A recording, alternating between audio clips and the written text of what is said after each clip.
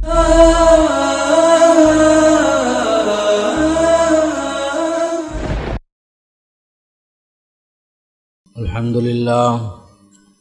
لله نحمده ونستعينه ونستغفره ونؤمن به ونتوكل عليه ونعوذ بالله من شرور أنفسنا ومن سيئات أعمالنا من يهده الله فلا مضل له ومن يضلل فلا هادي له وأشهد أن لا إله إلا الله وحده لا شريك له وأشهد أن محمدا عبده ورسوله أرسله بالحق بشيرا ونذيرا وداعيا إلى الله بإذنه وسراجا منيرا أما بعد فإن خير الحديث كتاب الله وخير الهدي هدي محمد صلى الله عليه وسلم وشر الأمور محدثاتها وكل محدثة بدعة وكل بدعة ضلالة وكل ضلالة في النار. فأعوذ بالله السميع العليم من الشيطان الرجيم. بسم الله الرحمن الرحيم. كل نفس ذائقة الموت وإنما توفون أجوركم يوم القيامة فمن زحزح عن النار وأدخل الجنة فقد فاز وما الحياة الدنيا إلا متاع الغرور. عن عبد الله بن عمرو بن عاص رضي الله تعالى عنه أن رسول الله صلى الله عليه وسلم قال: قد أفلح من أسلم ورزق كفافا وقنعه الله بما آتاه. رواہ مسلم. تمام تعریفیں اس اللہ کے لیے ہیں جس نے ہمیں انسان بنایا، اسلام کی دولت سے مالا مال فرمایا، قرآن مجید جیسی مقدس کتاب عنایت فرمایا، ہماری ہدایت کے لیے انبیاء علیہ والسلام کو مبعوث فرمایا، محمد عربی صلی اللہ علیہ وسلم کو خاتم الانبیاء کی حیثیت سے مبعوث فرمایا۔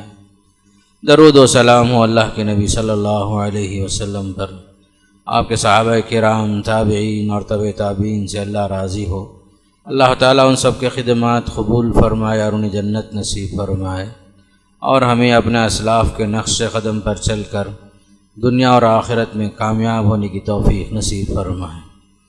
محترم حضرات اور خواتین اسلام، ابھی آپ کے سامنے خطبہ مسنونہ کے بعد سورہ آل عمران کی ایک آیت اور صحیح مسلم سے ایک حدیث آپ کے سامنے رکھا۔ اللہ کا پیغام یہ ہے: کل نفس ذائقۃ الموت، ہر انسان کو موت کا مزہ چکھنا ہی ہے، اور تمہارے اجر اور ثواب اور بدلہ قیامت کا دن تمہیں پورا دیا جائے گا۔ جس شخص کو جہنم سے دور کر دیا جائے اور جنت میں داخلہ مل جائے، یقیناً وہی انسان کامیاب ہے، اور دنیاوی زندگی ایک دھوکے کا سامان ہے فرمایا۔ اللہ کے رسول صلی اللہ علیہ وسلم سے حضرت عبداللہ بن عمرو بن عاص نے روایت کی، فرمایا آپ صلی اللہ علیہ وسلم نے کہ وہ شخص کامیاب ہے جو مسلمان ہو گیا، اللہ کے لیے فرما بردار ہو گیا، اور دوسری صفت اللہ نے اسے اتنی روزی دی جو اس کے حق میں کافی ہے، اور تیسری چیز اللہ نے اسے قناعت کی دولت سے مالا مال فرمایا۔ تو یقیناً وہ شخص کامیاب ہے جو اسلام لایا، اللہ کے سامنے سر تسلیم خم کر دیا، اللہ نے اسے اتنی روزی عنایت فرمائی جو اس کے حق میں کافی ہے، نہ کم ہے نہ بالکل زیادہ ہے، درمیانی روزی نصیب ہو گئی، اور اللہ نے جو کچھ ایسے عنایت فرمایا اس پر اسے قناعت کی دولت سے بھی مالا مال فرمایا۔ قرآن اور حدیث کی روشنی میں کامیابی کا ایک خاص تصور ہے کہ دنیا میں انسان کی زندگی جیسے کچھ گزرتی ہے، ہر انسان کا ایک معیار ہے، ہر ایک انسان کا ایک اسٹینڈرڈ ہے، ہر انسان ایک عجیب انداز سے سوچتا ہے۔ یہ دنیا کی کامیابی کچھ اور ہے اور حقیقی کامیابی کچھ اور ہے۔ دنیا میں انسان کے پاس کامیابی کا تصور، کسی کے پاس مال مل جائے، بعض لوگوں کے پاس مال تو ہے، اولاد نہیں ہے، اولاد مل جائے تو سمجھتا ہے کہ سب سے بڑا میں کامیاب ہوں۔ بعض حضرات کامیابی کا تصور یہ رکھتے ہیں کہ تجارت ان کی اچھی ہو، ٹاپ درجے میں ہو. اگر جو ہے نیشنل لیول میں بزنس ہے تو انٹرنیشنل لیول میں اس کی تجارت ترقی کر جائے، انویسٹمنٹ میں خوب جو آگے بڑھ جائے. اس طرح کا تصور آدمی رکھتا ہے کہ وہ کامیاب انسان ہے. بعض لوگ یہ سوچتے ہیں کہ صحت کا مل جائے، دنیا کی دولت ملے یا نہ ملے، صحت مل جائے بہت بڑی کامیابی ہے. بعض حضرات یہ سوچتے ہیں کہ جو ہے اولاد صحیح سالم ہو، بیمار نہ ہو، ان کی ضرورتیں پوری ہو جائیں اور بچے جو ہے صحیح سالم کے ساتھ اولاد صالح بن جائیں تو کامیابی کا تصور یہ سمجھتے ہیں. بعض حضرات نے یہ سمجھ لیا کہ حقیقی سعادت یہ ہے کہ دنیا کی ہر عمدہ چیز اس کے پاس ہو، ہر بہتر سے بہتر چیز اس کے پاس ہو، ٹاپ درجے میں کھانے کی، پینے کی، رہنے کی، بسنے کی اس کی ہر خواہش پوری ہو جائے. وہ سمجھتا ہے کہ یہی کامیابی کا اصل دار و مدار ہے. ہر انسان نے کامیابی کا الگ الگ معیار مقرر کیا. ایک طالب علم سے پوچھو، ایک اسٹوڈنٹ سے پوچھو، ٹاپ درجے میں نمبر لے لے تو سب سے بڑا کامیاب سمجھتا ہے. یہ دنیا کھیل کود کا تماشا کا دنیا ہے. آج کل جو ہے کرکٹ کا شوق ہی شوق ہے. بعض لوگوں کا تصور یہ ہے کہ فلاں پارٹی اگر کامیاب ہو جائے تو بہت زیادہ خوشی کی بات یہی ہے. گویا کہ جیت اور ہار کو ایسا سمجھتے ہیں گویا کہ آدمی جو ہے اسی پر اس کی زندگی کا دار و مدار ہے. نعوذ باللہ من ذالک. ہر ایک نے انداز سوچنے کا الگ الگ بنایا ہے. یہاں کچھ کسی کو اس کی مراد پوری ہوتی ہے، کہیں کسی کی پوری نہیں ہوتی. لیکن حقیقی کامیابی کہاں ہے؟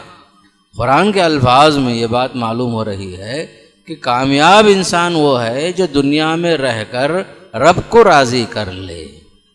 کامیابی کا تصور نہ مال سے ہے، نہ دولت سے ہے، نہ اولاد سے ہے، نہ دنیا کی ٹھاٹ پاٹ کی زندگی سے ہے، بلکہ حقیقی تصور کامیابی کا قرآن جو پیش کر رہا ہے، قد افلح من تزکا.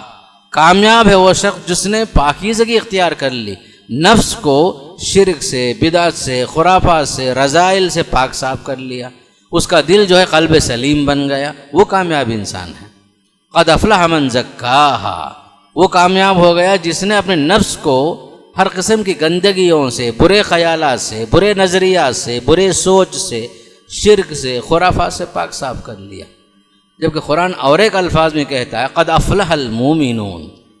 مومن تو کامیاب ہو گئے. کون مومن کامیاب ہو گئے؟ جن کے اندر 6 صفات ہوں، جو نماز میں خشوع خضوع اختیار کرتے ہیں، بیکار کی چیزوں سے منہ موڑ لیتے ہیں، اعراض کر لیتے ہیں، نفس کو گندگی سے پاک کرتے ہیں یا زکوٰۃ دیتے ہیں، امانتوں میں پاس و لحاظ رکھتے ہیں، وعدہ خلافی نہیں کرتے ہیں، اور باقاعدہ جو ہے شرمگاہوں کی حفاظت کرتے ہیں، نماز کی محافظت کرتے ہیں. یہ 6 صفات کے ساتھ قرآن کہتا ہے وہ مومن کامیاب ہو گئے.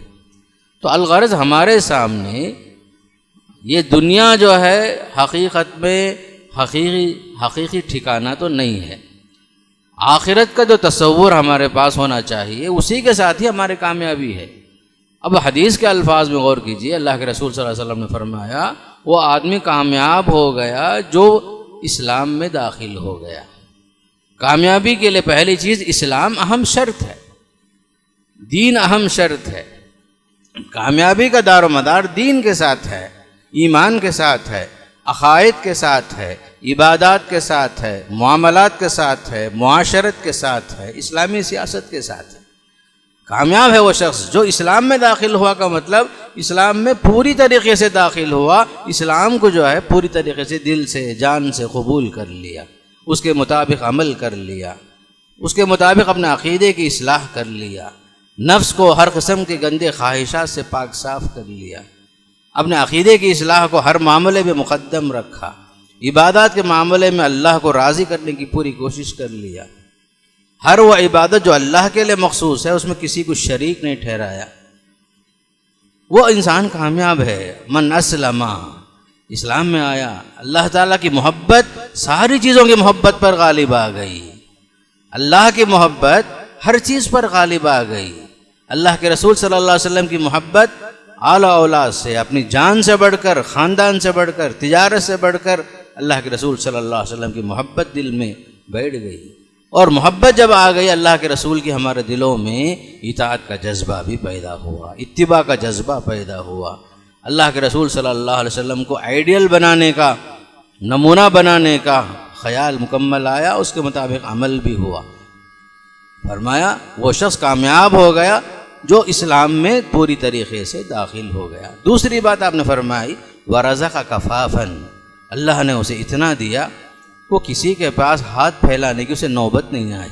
رزق کفافن، نہ بالکل کم نہ بالکل زیادہ، درمیانی حالت میں اللہ اسے رکھا۔ جس حالت میں بھی رکھا وہ کسی کا محتاج نہیں بنا، کسی کے سامنے ہاتھ پھیلانے کی نوبت نہیں آئی۔ بہت بڑی دولت ہے یہ رزق کفاف۔ اگر کسی کو مل جائے، آپ جو کچھ کما رہے ہیں الحمدللہ، کسی کے پاس محتاج نہیں ہے، نہ کمی کی شکایت، نہ زیادہ ہے بلکہ پریشانی، درمیانی حالت میں اللہ رکھا۔ رزق کفافن، آپ کو جو ہے اللہ تعالیٰ نے جتنی ضرورت آپ کو روزی کی ہے اللہ نے آپ کو دیا ہے۔ یہ بھی سمجھیے کہ کامیابی کا ایک اہم دار و مدار ہے۔ اللہ نے کفاف پر آپ کو رکھا، اتنا دیا کہ آپ کسی کے محتاج نہیں ہوئے۔ تیسری چیز جو ملا ہے اللہ کی طرف سے، اس سے آپ کا دل مطمئن ہے۔ قناعت اسی کو کہتے ہیں۔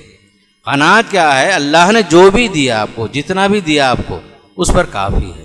حل من مزید، مزید کا چکر آپ کے دل میں نہیں ہے تو ایسا آدمی کامیاب ہے۔ رسول اللہ صلی اللہ علیہ وسلم نے بھی کامیابی کا یہ تصور پیش کیا۔ قرآن کا جو تصور ہے وہی تصور حدیث رسول صلی اللہ علیہ وسلم کے اندر بھی ہے۔ مطلب یہ ہے دنیا کی کامیابی حقیقی کامیابی نہیں ہے، اخروی کامیابی، آخرت میں سرخرو ہو جانا، کامیاب ہو جانا، جہنم سے بچ جانا، عذاب جہنم سے ہماری حفاظت ہو جائے، سب سے بڑی کامیابی تو یہی ہے۔ سورہ آل عمران کی آیت اس موضوع میں ہے، فرمایا کل نفس ذائقۃ الموت، ہر انسان کو تو مرنا ہی ہے۔ وانما توفون اجورکم یوم القیامہ، یہاں انسان کو پورا بدلہ نہیں ملتا، صحیح معنی میں پورا کا پورا بدلہ کہاں ملتا ہے؟ آخرت میں ملتا ہے۔ فمن یعمل مثقال ذرۃ خیرا یرہ ومن یعمل مثقال ذرۃ شرا یرہ، رائی کے دانے کے برابر بھی آپ کی نیکی ہوگی تو اللہ آپ کو ضرور بدلہ دے گا۔ اسی کے مطابق بدی ہے، برائی ہے، شر ہے، جو بھی انسان برا کرے گا اس کا بھی بدلہ اسے ہر حال میں مل کر ہی رہے گا۔ دنیا جو ہے دارالعمل ہے، یہاں کام کرنا ہے بس، دنیا دارالجزا نہیں ہے۔ ہر آدمی کو اس کے عمل کے مطابق بدلہ مل جائے تو یہ دنیا نہیں ہے، یہ تو آخرت بن جائے گی۔ یہ دنیا جو ہے صرف کام کرنے کی جگہ ہے، لیکن پورا بدلہ کہاں ملے گا؟ آخرت میں ہی۔ وَإِنَّمَا تُوَفَّوْنَ أُجُورَكُمْ يَوْمَ الْقِيَامَةِ، سارے کے سارے اعمال کا بدلہ، پورا کا پورا بدلہ، جو آپ نے چھپ کر کیا، جو آپ نے اللہ کے لیے جو ہے سب کے سامنے کیا، اللہ کو راضی کرنے کے لیے دونوں طریقے ہوتے ہیں، سارے اعمال کا پورا بدلہ وہاں ملے گا۔ نیکی کا عمل بھی، بدی کا عمل بھی، سب اللہ کے سامنے وہاں اللہ تعالیٰ اس کا پورا آپ کو بدلہ وہاں دے گا۔ وَإِنَّمَا تُوَفَّوْنَ أُجُورَكُمْ يَوْمَ الْقِيَامَةِ۔ پھر کامیابی کا تصور قرآن نے پیش کرتا ہے وَمَنْ زُحْزِحَ عَنِ النَّارِ، جسے جہنم سے دور کر دیا گیا، ہٹا دیا گیا، جنت سے قریب کیا گیا اور جہنم سے دور کر دیا گیا۔ وَأُدْخِلَ الْجَنَّةَ، جنت میں داخلے کے لیے باقاعدہ سرٹیفکیٹ مل گئی اسے، اللہ کی رضامندی کی سرٹیفکیٹ مل گئی، نام اعمال سیدھے ہاتھ میں دے دیا گیا۔ نام اعمال ہمارا جو ہے سیدھے ہاتھ میں مل جائے یہی سب سے بڑی کامیابی ہے۔ نام اعمال کا تصور کہ ہمارے اعمال جو بھی ہیں اگر ہم کو قیامت کے دن سیدھے ہاتھ میں مل رہا ہے تو سمجھ جائے کہ ہم کامیاب ہو گئے، ہمارا حساب و کتاب آسان ہو گیا۔ نام اعمال سیدھے ہاتھ کے بجائے بائیں ہاتھ میں ملا تو یہیں سے بربادی شروع ہو جاتی ہے، انسان کوسنا شروع کر دیتا ہے، یا لیتنی لم اوت کتابیہ، کاش مجھے میرا نام اعمال نہ دکھایا جاتا تو اچھا تھا۔ ولم ادری ما حسابیہ، کاش میرا حساب و کتاب مجھے نہیں معلوم ہوتا تو اچھا تھا۔ ما اغنی عنی مالیہ، میری دولت، میرا مال، میری جو کچھ کمائی ہوئی دولت ہے کچھ بھی کام نہیں آئی۔ ما اغنی عنی مالیہ ہلک عنی سلطانیہ، میری بادشاہت، میری سلطنت، میری کرسی، میرا منصب، میرا عہدہ کچھ بھی کام نہیں آیا۔ انسان پچھتائے گا۔ جس کا نام اعمال سیدھے ہاتھ کے بجائے بائیں ہاتھ میں دیا گیا، سمجھو کہ بربادی شروع ہو گئی۔ تو کامیابی کا تصور یہ ہے جس آدمی کے ہاتھ میں سیدھے ہاتھ میں نام اعمال ملے گا، کہے گا ہاں اقرؤ کتابیہ، لوگو آؤ میرا نام اعمال آؤ دیکھو پڑھو، انی ظننت انی ملاق حسابیہ، مجھے رب سے گمان تھا یہی کہ مجھے میرا حساب ہر حال میں مل کر رہے گا، انی ملاقٍ حسابیہ۔ تو مومن وہ ہے جو حقیقت میں اللہ تعالیٰ پر ایمان رکھنے کے ساتھ ساتھ جزا اور سزا کا تصور اس کے ذہن میں ہو، اور اسے یہ معلوم ہو جائے سیدھے ہاتھ میں نام اعمال ملنے سے ہی کامیابی ہے۔ دنیا کی حقیقی کامیابی کچھ بھی نہیں ہے، دنیا جو ہے یہاں برتنے کا سامان ہے، جیسے کہ حدیث میں آیا الدنیا کلھا متاع وخیر متاع الدنیا المرأۃ الصالحہ، یہ دنیا تو برتنے کا سامان ہی سامان ہے، اور اس میں بھی بہترین سامان دنیا کے اندر نیک عورت، صالح عورت جس کو مل جائے یہی سب سے بہترین سامان ہے۔ فرمائے یہ دنیا جو ہے متاع ہے، قرآن میں جگہ جگہ جو ہے دنیا کو متاع سے تعبیر فرمایا۔ متاع کے معنی برتنے کا ایک سامان ہے، بس برتن ہے، بالٹیاں ہیں، برتنے کے سامان ہیں، یہ دنیا کا تصور قرآن یہی پیش کرتا ہے، اس سے بڑھ کر کوئی حیثیت نہیں ہے۔ یہاں کسی کو ایمان کے ساتھ عمل کے ساتھ دنیا کی دولت بھی مل جائے، نور علی نور، کسی کو اللہ تعالیٰ کفاف پر رکھے، نہ کم نہ زیادہ درمیانی حالت میں رکھے، یہ بھی اللہ کی طرف سے ایک نعمت ہے۔ اگر کسی کو اللہ فخر و فاقہ سے آزمائے، یہ بھی اللہ کی طرف سے سمجھو کہ اللہ کی مصلحت کے ساتھ ہی ہے۔ حدیث قدسی ہے، اللہ نے فرمایا میرے بعض بندے ایسے ہیں ان کے لیے فخر و فاقہ ہی مناسب ہے، اگر میں ان کو بے نیاز کر دوں، مالدار کر دوں، میں اس کے دین کو بگاڑ دوں گا۔ میرے بعض بندے ایسے ہیں ان کے لیے جو ہے دولت اور ثروت ہی مناسب ہے، اگر میں ان کو فخر و فاقہ میں مبتلا کروں تو میں اس کے دین کو بگاڑ دوں گا۔ اللہ کی مصلحتیں ہیں، فخر و فاقہ بھی ملے وہ بھی الحمدللہ اللہ کا شکر، کفاف ملے وہ بھی اللہ کا شکر، اور آدمی کو جو ہے دنیا کی دولت ملے لیکن ساتھ ساتھ اللہ کا خوف اس کے دل میں سوار ہو، یہی سب سے اہم چیز ہے۔ لیکن دنیا سب کی گزر جاتی ہے، فقیر بھی جو سو کر اڑ جاتا ہے اور آدمی صاحب حیثیت بھی سو کر اڑ جاتا ہے، دنیا میں کھا لیتا ہے، پی لیتا ہے، لیکن یہ جو ہے حقیقی تصور نہیں ہے کامیابی کا دنیا کے لیے۔ آخرت میں کامیاب ہو جانا، سورہ کہف میں فرمایا قل هل انبئکم بالاخسرین اعمالا، کیا میں نہ بتاؤں آپ لوگوں کو کہ قیامت کے دن سب سے زیادہ گھاٹے میں کون لوگ ہوں گے، خسارہ کن کا ہوگا، نقصان کس کا ہوگا، آخرت میں نقصان کے اعتبار سے سب سے زیادہ گھاٹا کس کا ہے، کیوں نہ میں بتاؤں آپ کو۔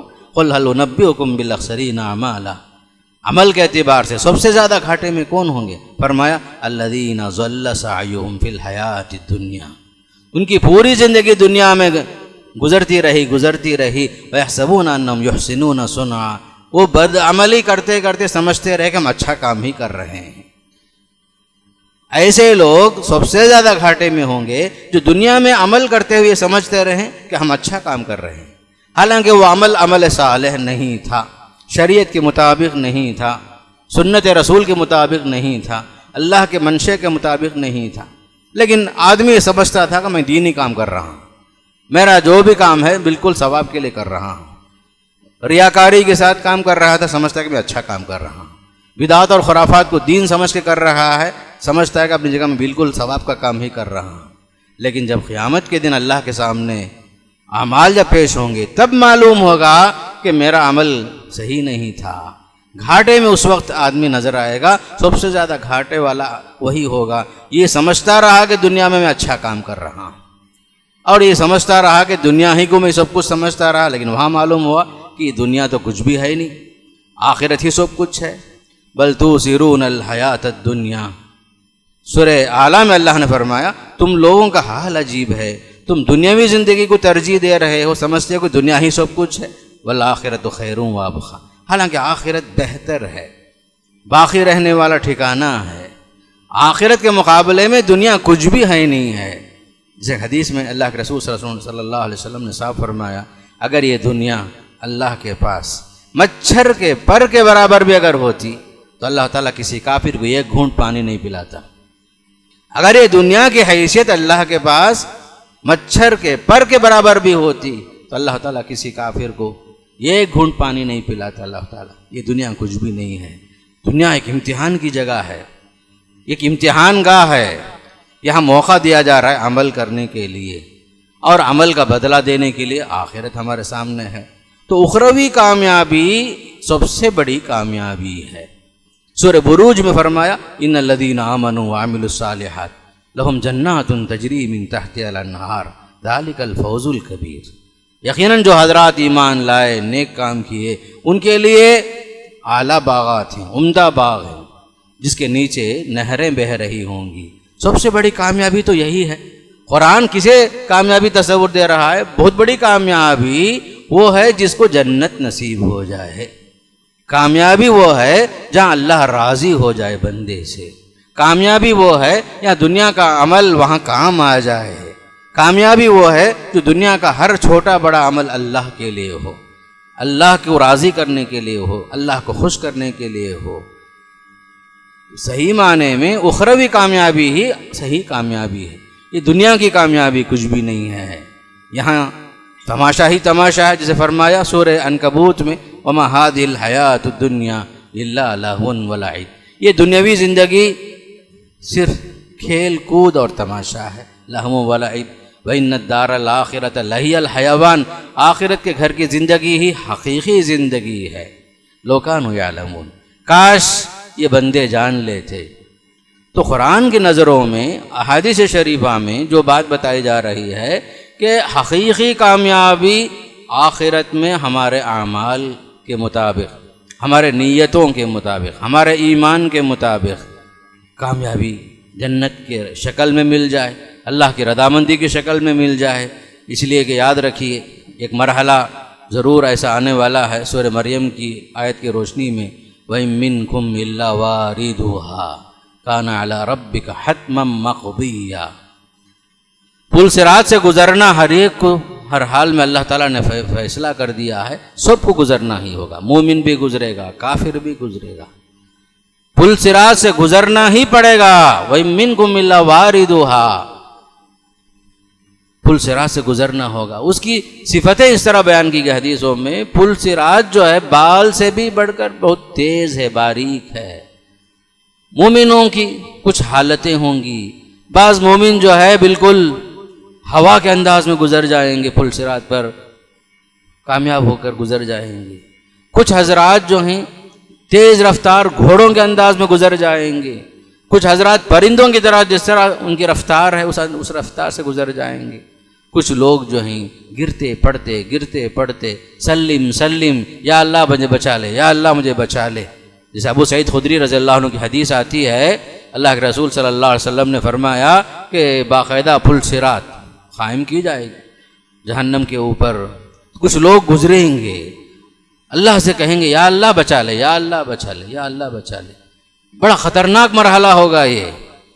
رہے مومن جو نافرمان ہیں، کچھ گناہوں کی کثرت ہے، وہ گر کر ہی پل صراط سے پار نہیں ہوں گے، نیچے گر جائیں گے۔ پھر اس کے بعد اللہ کے رسول صلی اللہ علیہ وسلم کی سفارش کی بنیاد پر، سفارشوں کی بنیاد پر ایک نہ ایک دن جہنم سے باہر نکل جائیں گے۔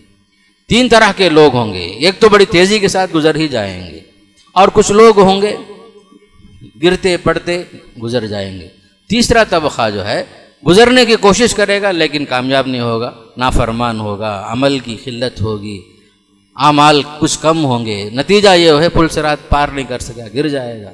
پھر اللہ کے رسول صلی اللہ علیہ وسلم کی شفاعت عظمیٰ، اس کلمے کی بنیاد پر، من قال لا الہ الا اللہ دخل الجنہ، سب سے وزنی کلمہ ہے یہ، لا الہ الا اللہ محمد رسول اللہ۔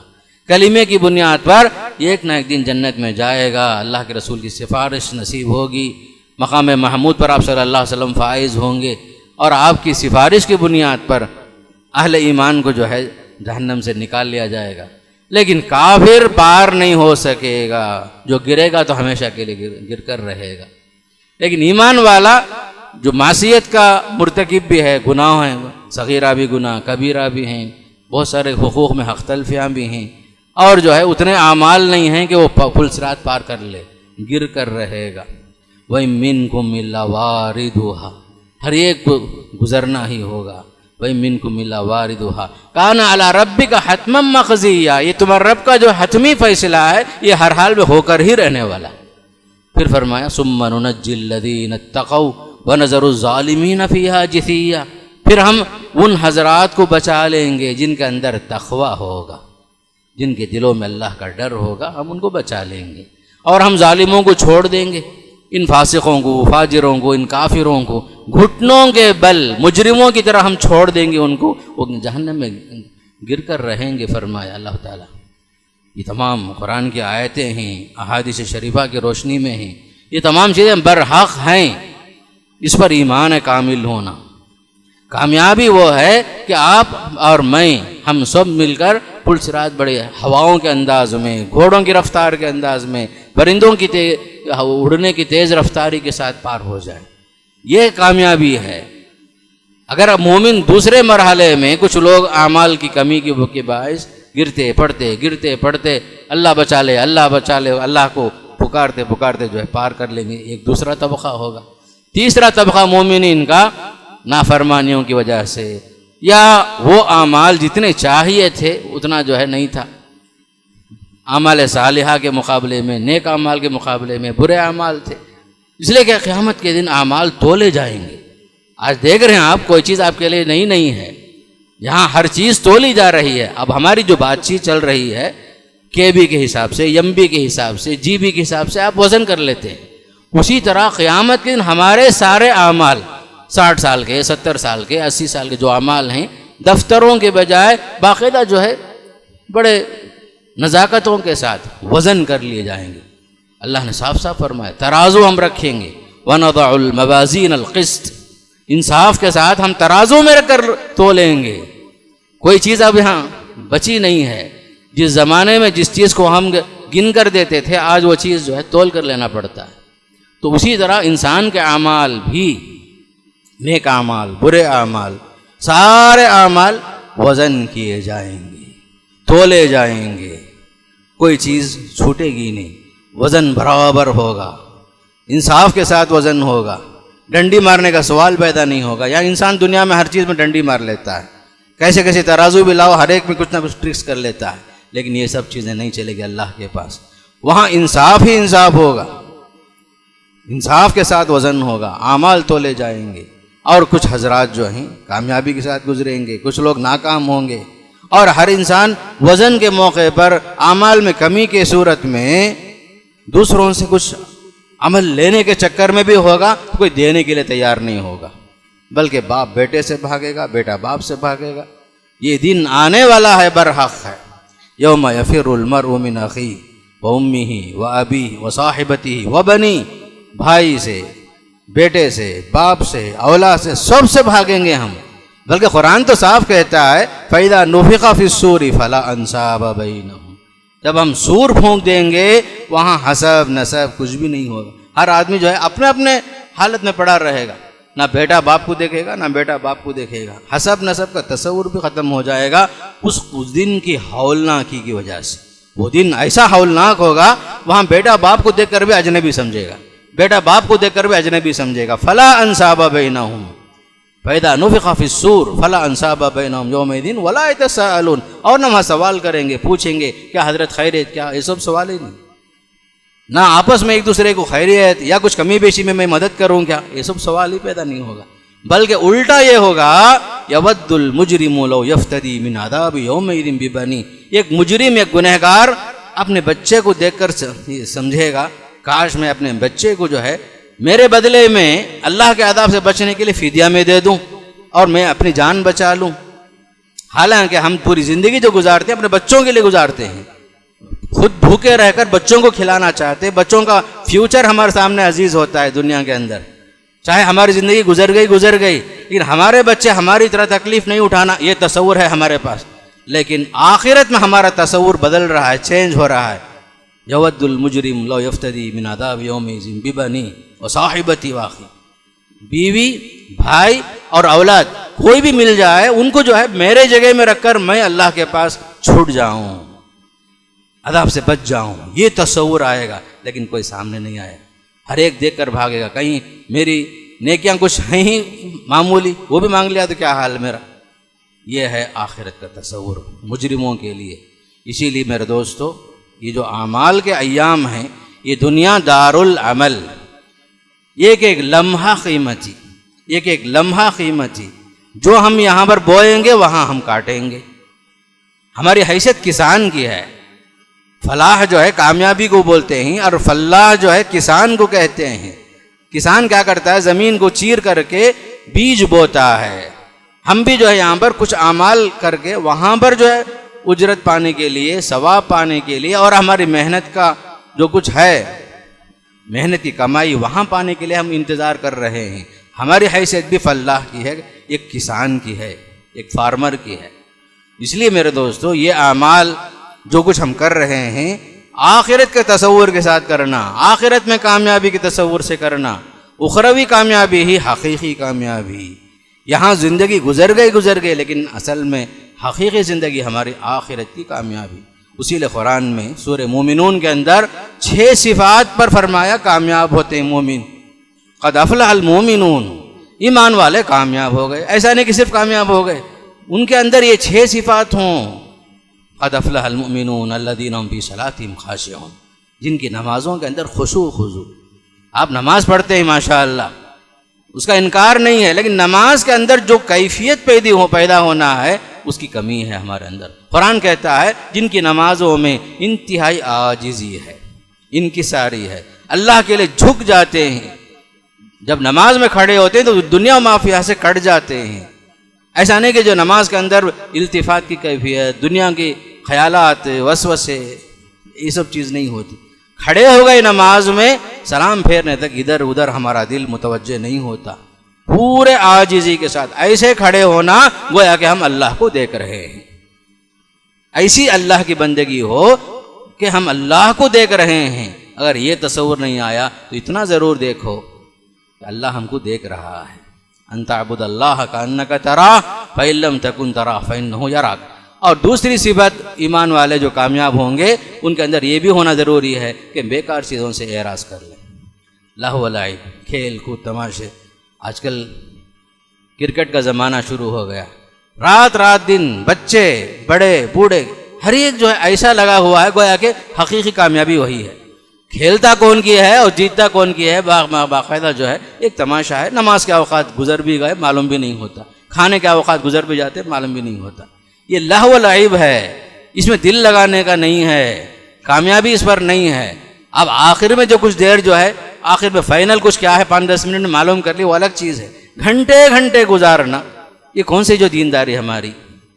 اچھے لوگ، پڑھے لکھے لوگ، جاہل لوگ، عورتیں، بچے پورے کے پورے ایسا مصروف ہوتے ہیں یہ لہو و لعب میں، تماشے میں اور وہ سیریلوں میں۔ اللہ تباہ ہو جاتے ہیں ہماری قوم۔ یہ سیریلوں نے باقاعدہ زندگی کو تباہ کر دیا۔ اوقات کو جو ہے ہم بیکار ایسے گزار لیتے، قرآن پڑھنے ٹائم نہیں ہمارے پاس، ذکر و اذکار کے لیے ٹائم نہیں ہمارے پاس، لیکن یہ بیکار چیزوں کے لیے وقت بھی معلوم ہے۔ سارے اوقات بیٹھ کر رات دن بیٹھ کر ٹائم پہ ویسٹ کر رہے ہیں۔ اللہ کو جواب دینا میرے دوست، آخرت میں یہ ٹائم آپ کو وہاں کام نہیں آئے گا۔ تیسری صفت زکوٰۃ دیتے ہیں۔ اللہ نے جو فرض کیا ہے وہ زکوٰۃ دیتے ہیں۔ زکوٰۃ کا دوسرا معنی امام ابن کثیر نے یہ بھی بتایا کہ نفس کو شرک سے پاک کرتے ہیں۔ دونوں معنی مراد ہیں۔ زکوٰۃ دیتے ہیں سے مراد نفس کو پاک صاف رکھنا شرک سے، بدعات سے۔ اور دوسری چیز جو زکوٰۃ جو فرض ہے اس میں ڈنڈی نہیں مارنا۔ جس طرح آپ انکم ٹیکس کو جو ہے باقاعدہ ادا کرنے کی کوشش کرتے ہیں، ایک ڈر ہوتا ہے آپ کے اوپر، ورنہ جو ہے باقاعدہ آپ پر حملے ہوں گے، فلاں ہوں گے۔ زکوٰۃ کو واجب سمجھ کر 2.5% جو زکوٰۃ ہے اسے خوش دلی کے ساتھ، پوری ایمانداری کے ساتھ، امانت داری کے ساتھ ہر سال برابر ادا کرنا۔ نہیں کریں گے نتیجہ جو ظاہر ہے، بے برکتی آئے گی، مال ختم ہو جائے گا۔ زکوٰۃ میں جہاں لوگ ہاتھ کھینچتے ہیں وہاں اللہ بارش روک لیتا ہے۔ زکوٰۃ کے معاملے میں جہاں لوگ ڈنڈی مارتے ہیں اللہ بارش روک لیتا ہے، بے برکتی آ جاتی ہے، تجارتوں میں فرق آ جاتا ہے۔ صدقہ اور خیرات سے، زکوٰۃ سے مال میں اضافہ ہوتا ہے، کمی نہیں ہوتی۔ یہ تیسرا کام اہل ایمان کرتے ہیں۔ چوتھی چیز شرمگاہوں کی حفاظت، حرام سے بچنا، زنا سے بچنا، زنا کے مقدمات سے بچنا، اجنبی عورتوں کی طرف دیکھنا یہ بھی حرام ہے، ان سے مصافحہ کرنا، جن کے جو رشتے حرام ہیں ہمارے لیے ان سے مصافحہ کرنا، یہ سب چیزیں حرام ہیں۔ نظروں کو بچاؤ میرے دوست، نظروں کی حفاظت کرو۔ زنا یہ بھی ایک ہے، آنکھوں سے حرام چیز کو دیکھنا بھی ایک زنا ہے۔ شرمگاہ کو استعمال کرنا وہ الگ آخری درجہ ہے، لیکن اس سے پہلے نظر حرام یہ بھی ایک زنا ہے، اس سے بچنا خاص کر میرے دوست۔ یہ بھی ایمان والوں کی، کامیاب ہونے والوں کی ایک صفت قرآن بیان کرتا ہے، والذین هم لفروجہم حافظون۔ اللہ ہے کہ شریعت کے مطابق نکاح کر لیے، اپنے جائز خواہشات پوری کر لیے، یا جہاں اس زمانے میں لونڈیوں کا وجود تھا، لونڈیوں سے خواہشات پوری کرتے تھے، آج تو لونڈی کا تصور نہیں ہے۔ پھر اسی طرح امانتوں میں پاس و لحاظ کرنا، امانت داری سب سے اہم چیز ہے۔ حدیث میں آتا ہے لا ایمان لمن لا امانت له، جس کے پاس امانت داری کا پاس و لحاظ نہیں، اس کے ایمان کا کوئی بھروسہ ہی نہیں۔ امانت داری قول میں، قرار میں، وعدے میں، جو کچھ ہمارے پاس طے شدہ اصول ہیں، معاہدے ہیں، سب میں خیال رکھنا۔ بات ہو گئی، بات کو پوری کرنا، زبان کی حفاظت کرنا، مال رکھے ہیں امانت کے ساتھ اس کی حفاظت کرنا، نوکریاں ہم کر رہے ہیں وہ بھی ایک امانت ہے، ہمارے بچے وہ بھی ایک امانت ہیں، ان سب کو جو ہے شریعت کے مطابق ان سب کا حق ادا کرنا امانت میں شامل ہے۔ پھر آخری چیز قرآن دوبارہ دہرا رہا ہے والذین هم علی صلاتہم یحافظون، نماز کی پابندی کرتے ہیں، نماز کی پابندی کرتے ہیں، اوقات کی پابندی، ارکان کی پابندی، نماز کے شروط کی پابندی۔ ایسا نہیں کہ موسم سرما میں، موسم گرما میں فرق آتا ہے نمازی، نہیں، مسلمان وہ ہے جو ہر حال میں نماز پڑھتا ہے، ہمیشہ پڑھتا ہے، پابندی کے ساتھ پڑھتا ہے، اور فجر کی جو اہمیت ہے وہی اہمیت ظہر کی، ظہر کی جو اہمیت ہے عصر کی وہی اہمیت، پانچوں نماز کی پابندی ہر مسلمان عاقل بالغ ہر صحت مند انسان پر واجب ہے میرے دوستو۔ اللہ ہے کہ بعض لوگ جن پر قیام مشکل ہے، شریعت نے رخصت دی، جتنا ہو سکتا ہے آپ قیام کرو، اگر آپ رکوع نہیں کر سکتے تب بیٹھ جاؤ، اب رکوع کر سکتے ہیں تو رکوع کرو، اگر آپ سجدے کے لیے زمین پر جھک نہیں سکتے اس وقت آپ کرسی میں بیٹھ کر نماز پڑھ لو۔ بعض حضرات کیا سمجھتے ہیں کرسی میں آ کر بیٹھ جاتے ہیں، مستقل نہیں بیٹھنا ہے۔ جن حضرات کے اندر اتنی طاقت ہے وہ کھڑ سکتے ہیں وہ قیام کریں ہر حال میں، رکوع کرنے کی طاقت ہے ہر حال میں رکوع کریں آپ تمام مصلیوں کے ساتھ۔ سجدے میں مشکل ہے، نیچے بیٹھنا اٹھنا مشکل ہے، اس وقت آپ کرسی میں بیٹھیں۔ جب آپ کھڑے ہو کر گھنٹے گھنٹے جب بات کر سکتے ہیں تو کیا آپ کے لیے نماز کے اندر 2 منٹ کا قیام مشکل ہو گیا؟ تو ہم مصلی حضرات خیال رکھیں جو کرسی میں جو بیٹھنا ہے مستقل اجازت نہیں ہے، استطاعت۔ اللہ کے رسول نے فرمایا صلی قائما، کھڑے ہو کر نماز پڑھو، فَإِن لَّمْ تَسْتَطِعْ فَقَاعِدًا، اگر آپ کھڑ نہیں سکتے مجبوری ہے اس وقت بیٹھو آپ۔ یہ تمام حالات ہیں، یاد رکھو، ہر حال میں نماز کی پابندی، چھٹیوں میں، گرما میں، سرما میں، خوف کی حالت میں، خوشی کی حالت میں، زندگی کا کوئی مرحلہ ایسا نہیں ہے جہاں نماز معاف ہو۔ عین جنگ کے موقع پر بھی نماز کا وقت تھا، پیارے نبی صلی اللہ علیہ وسلم نے جماعت کے ساتھ نماز پڑھائی، کیفیتیں الگ الگ تھی۔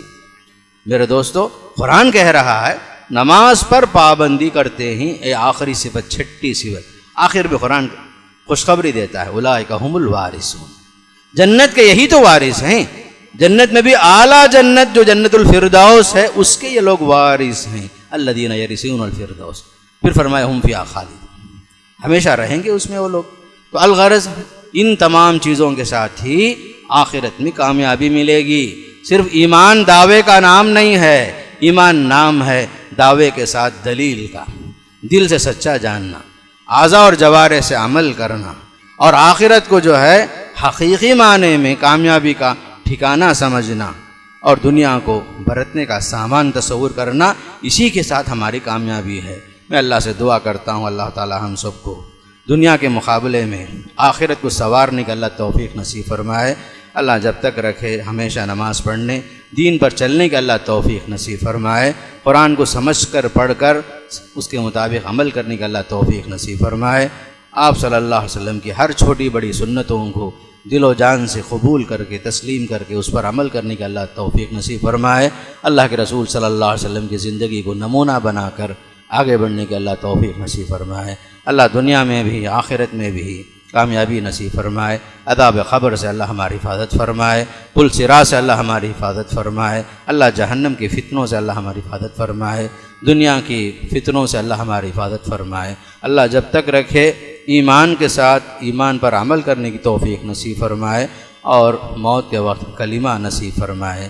اقول قولی ھذا استغفر اللہ لی ولکم ولسائر المسلمین من کل ذنب فاستغفروہ انہ هو الغفور الرحیم۔